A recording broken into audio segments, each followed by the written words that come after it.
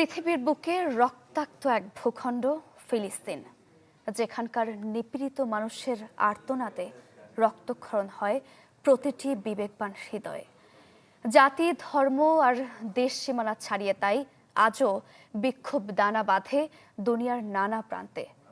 ৫,৫০০ kilometre দূরের বাংলাদেশেও বজ্রকণ্ঠে ছড়ছে প্রতিবাদের তীব্র আওয়াজ।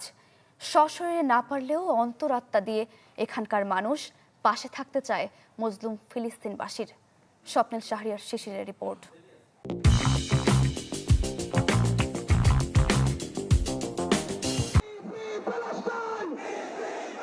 ফিলিস্তিনের প্রতিরোধ সংগ্রামের সাথে বাংলাদেশের সংহতির ইতিহাস অনেক পুরনো।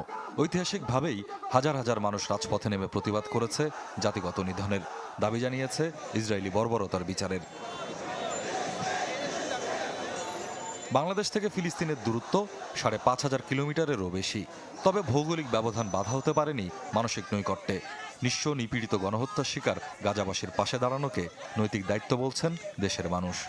৬ বছরে ২ বছরের দুগ্ধ শিশু এবং যারা জন্মগ্রহণও করে নাই, সেই গর্ভাবস্থার মা, তাদেরকে মেরে ফেলা এটা কখনো ওয়ার ক্রাইম, এটা জেনোসাইডের বিরুদ্ধে আজকে আমরা পুরো বাংলাদেশ আছি এবং যতদিন না এটা বন্ধ হচ্ছে আমরা এখানে থাকবো। আমরা যে একটা অন্যায়ের বিরুদ্ধে প্রতিবাদ করছি বা যে কোনো অন্যায়ের বিরুদ্ধে বিশ্বের সকল মানুষ যে প্রতিবাদ করতে জানে, এটা ফিলিস্তিনবাসী জানবে, এটা একসময় পুরো বিশ্বের মানুষ জানতে পারবে। একজন মানুষও যদি আন্দোলন করে, এটাকে আপাত দৃষ্টিতে অনেক ছোট মনে হয়, কিন্তু ধীরে ধীরে একজন এগিয়ে গেলে বাকিরাও তো তাকে দেখে দেখে এগিয়ে যায়। ইসরায়েল যে প্রলয় সৃষ্টি করেছে গাজা উপত্যকায়, এতে অন্ধ হয়ে থাকার সুযোগ নেই। তাই ফিলিস্তিনবাসীর মনোবল জোগাতে একই সাথে গণহত্যা নির্যাতন বন্ধে বৈশ্বিক চাপ তৈরিতে প্রয়োজন সম্মিলিত প্রতিবাদ প্রতিরোধ। এই যে সংহতিটাই প্যালেস্টাইনের মানুষদেরকে অনেক মানসিকভাবে শক্ত করবে, তাদেরকে রুখে দাঁড়াতে সহায়তা করবে।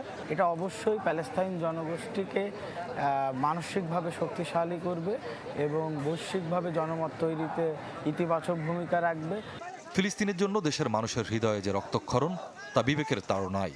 সাধারণ মানুষ বলছেন, বিশ্বের যে কোনো প্রান্তে সংগঠিত অন্যায়ের বিরুদ্ধে দাঁড়ানোর জাতিগত অবস্থানেরই বহিঃপ্রকাশ এসব বিক্ষোভ, মিছিল, সমাবেশ।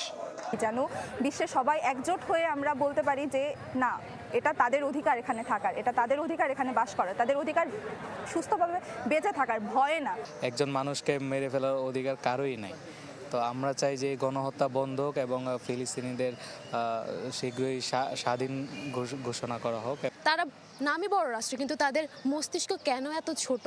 কেন তাদের অবস্থান, তাদের চিন্তাধারায় কেন একটা পশুর চেয়েও খারাপ? মজলুমকে কোনো দেশকাল সীমানার গণ্ডিতে বাধা যায় না। সে যে প্রান্তেরই হোক, যে ধর্মেরই হোক, তার নিরাপত্তা ন্যায় বিচার প্রাপ্তির অধিকার রয়েছে। কোনোভাবে তা ভুলণ্ঠিত হলে প্রয়োজন পড়ে সোচ্চার কণ্ঠের। ওয়ার্ল্ড যে স্ট্রাইকটা হলো, এটা সারা পৃথিবীব্যাপী মানুষ কিন্তু এটা পালন করলো এবং এটার একটা ম্যাসিভ ইম্প্যাক্ট কিন্তু আসলে পড়বে। অন্তত যারা এই অপরাধগুলো করছে তারা কিন্তু একটা প্রেশারে পড়বে যে না, সারা পৃথিবীর মানুষ আমাদের বিপক্ষে। একটা অন্যায় হচ্ছে, সেই অন্যায়টাকে আমি প্রতিবাদ জানাচ্ছি। যদি আমি না জানাতে পারি, তাহলে আমার নিজের বিবেকের কাছে আমি ছোট হয়ে যাব। ২০২৩ সালের অক্টোবরের পর থেকে এখন পর্যন্ত ইসরায়েলি বাহিনীর বোমা বুলেটে প্রাণ গেছে ১.৫ লক্ষাধিক ফিলিস্তিনির। প্রতিদিনই মৃত্যুর তালিকায় যুক্ত হচ্ছে নতুন নতুন নাম। স্বপ্নিল শাহরিয়ার শিশির, চ্যানেল 24, ঢাকা।